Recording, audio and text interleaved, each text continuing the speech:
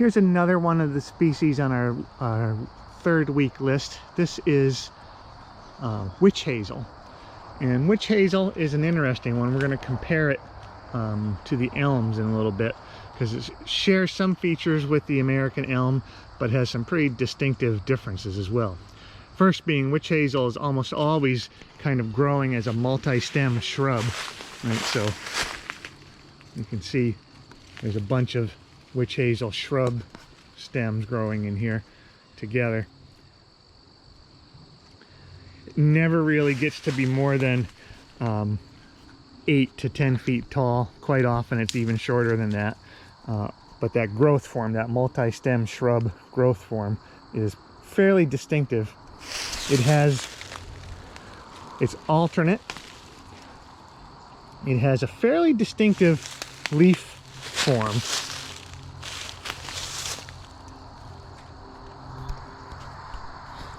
In that it has a wavy leaf margin.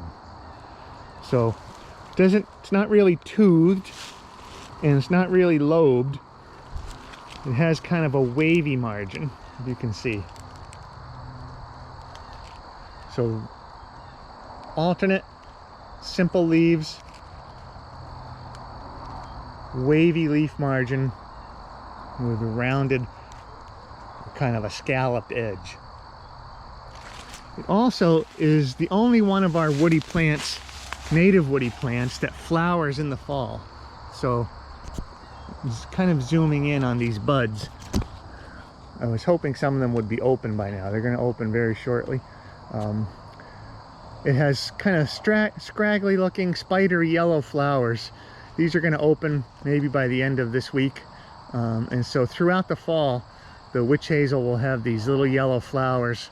Everything else in the eastern forest flowers in the springtime or early summer. So witch hazel is kind of unique among our native species, and that opens these flowers in the fall. Then it generates these seed pods that can persist on the stem for almost up to a year.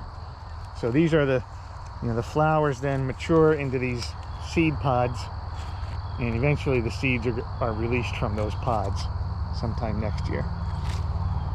So witch hazel, shrubby, multi-stem growth form, alternate,